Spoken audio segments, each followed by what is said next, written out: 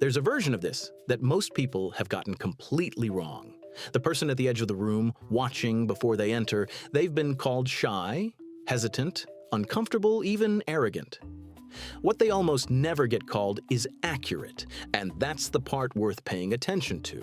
Some people, when they walk into a new situation, instinctively hold back a little, watching, taking it in, getting a sense of the landscape before they fully enter it. And if that's a pattern you recognize, there's a good chance you're the kind of person whose engagement with the world moves from the outside inward rather than the inside out.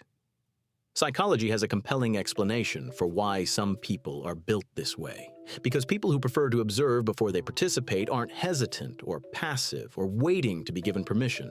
They're doing something deliberate and specific that most people around them simply can't see from where they're standing. And the results, when they finally engage, are almost always better for it. You might already recognize this in someone, the person who arrives at a gathering and seems to spend the first 20 minutes at the edges, and then, at some point you can't quite identify, becomes one of the most engaged people in the room. What looks like reluctance from the outside is almost always something else entirely. There's a particular experience people in this category know well, and it starts in the very first moments of arriving somewhere new. You walk into a room, a party, a meeting, a class on the first day, a gathering of people you don't all know, and before you find your place in it, there's an almost automatic process that begins. You register the layout, you notice where people are positioned, who's talking to whom, what the energy of the room feels like. You pick up the tone before you contribute to it. And all of this happens not because you're anxious or unsure, but because entering a social environment without that initial read feels slightly disorienting, like stepping into a conversation mid-sentence. There's also the smaller version of this that shows up constantly. Walking into a room and spending a beat noticing how the existing conversations are flowing, where the energy seems concentrated, what the tone is, before deciding where to position yourself or who to approach. Most people walk in and simply move. For people built this way, there's always that brief moment of reading first. Most people around you are already in motion, already introducing themselves, already filling the air with conversation, already claiming their space. And you're doing something that looks, from the outside, like hanging back. But from the inside, it feels like preparation, like you're learning the grammar of the room before you start speaking its language. What's interesting is that once that read is complete, once you have a sufficient sense of what you've walked into, the participation arrives, often fully and with real engagement. The hesitation wasn't reluctance, it was the process of getting oriented. And orientation, for people built this way, isn't optional. It's how the entry works. Psychologists who study social behavior have noticed something meaningful about people who process social environments this way. There's a real difference between individuals who generate energy from immediate social contact and those who need to calibrate before they can engage naturally. For the second group, the early observational phase isn't a delay before the real participation begins. It is part of the participation. The watching and the mapping and the quiet reading of the room is how they begin to belong to a situation. It's the foundation everything else gets built on. This has a lot to do with how their brains process novelty. For some people, an unfamiliar environment reads as primarily stimulating. The newness is attractive. It pulls them forward. They want to engage with it immediately. For others, novelty reads as information dense. There's a lot to take in, and the most natural response is to take it in before adding to it. Not because the environment feels threatening, because it feels full, and something in them wants to understand it before they start changing it. What this produces over time is a person who tends to understand the rooms they enter more thoroughly than most of the people who were already in them. The pattern shows up in some specific ordinary moments. It's possible you've been in social situations where the hosts or the people around you kept checking in on you. Are you okay over there? Or you're so quiet tonight, and you had to explain in a way that never quite landed correctly that you were fine, that you were actually quite engaged, just not out loud yet. Or maybe you've noticed that you tend to be the last person to speak in group discussions, not because you have nothing to say, but because you were listening to everyone else first, building a complete picture of where the conversation was, before deciding where to put your own weight in it. And when you finally do speak, you often find that what you say lands differently than what came before it because you've been integrating the whole conversation rather than just responding to the last thing said. Or there's the experience of joining a new workplace or a new social group and feeling slightly behind the social curve for the first few weeks, not because you're less capable, but because you're still in the observation phase. You're learning the dynamics, the unwritten rules, who the real decision makers are, what's said, and what's meant. And then, when you're ready, you engage. And the people around you sometimes express surprise at how well you understand things that take most people much longer to grasp. Which makes sense, because you spent the first phase watching. Where this preference comes from is worth exploring, because the origins are more varied than they first appear. For some people, the preference for observing before participating developed in environments where entering situations too quickly carried real costs.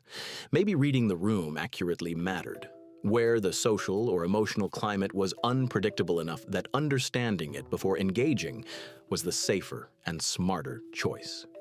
Children who grew up needing to sense the atmosphere before they acted often carried that perceptual habit forward long after the original necessity was gone.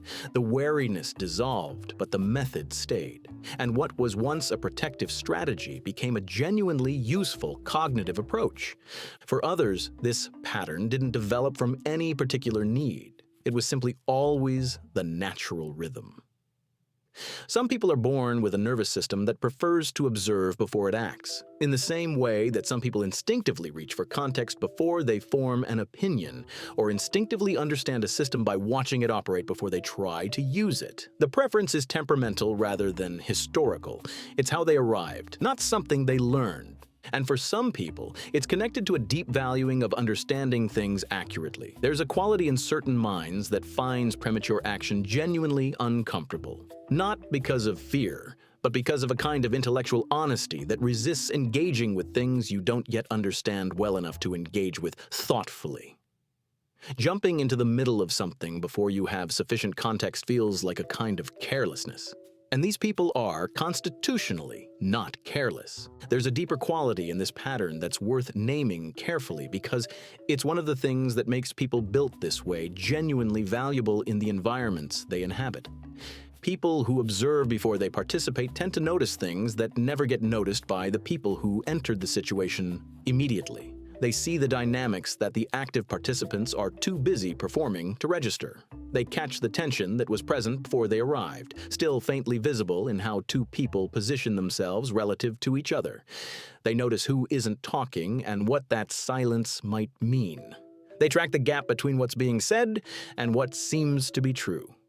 This is a form of social intelligence that operates below the level of most social interaction. It doesn't announce itself. It doesn't produce the kind of immediate, charismatic presence that reads as socially gifted in most conventional senses.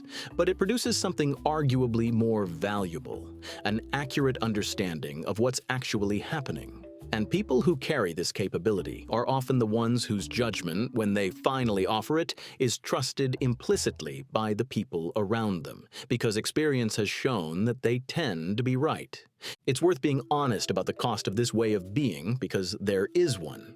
The observational phase can be misread so consistently and in so many different contexts that it becomes a kind of permanent mischaracterization. Quiet in a new setting gets read as unfriendly.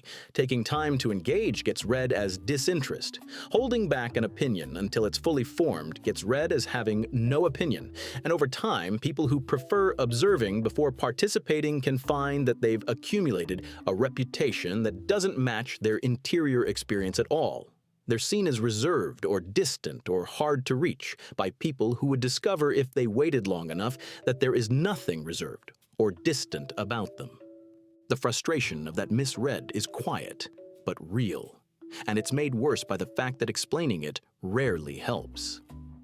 I'm just taking it all in first, lands to someone who doesn't experience the world this way as a slightly elaborate justification for not fully showing up, when, from the inside, it's precisely the opposite. It's the commitment to showing up thoroughly rather than quickly. So the next time you find yourself at the edge of a situation, watching before you enter, reading before you respond, letting the room tell you what it is before you decide what to bring to it. It might not mean you're hesitant or unsure of yourself or waiting for someone else to make the first move. It might simply mean your mind is wired for accuracy before action, for understanding before engagement, for the kind of presence that arrives fully formed because it took the time to prepare. The observation isn't the delay, it's the work. And everything that comes after it is better because it happened. So now I'm curious, are you someone who tends to observe before you participate? Who needs to get a feel for a situation before you fully enter it? Or are you more the opposite? Someone who dives in immediately, who learns by doing rather than by watching first? Drop it in the comments. And if there's a specific setting, a new job, a social gathering, a group conversation, where this pattern shows up most clearly for you, I'd genuinely like to know which one it is.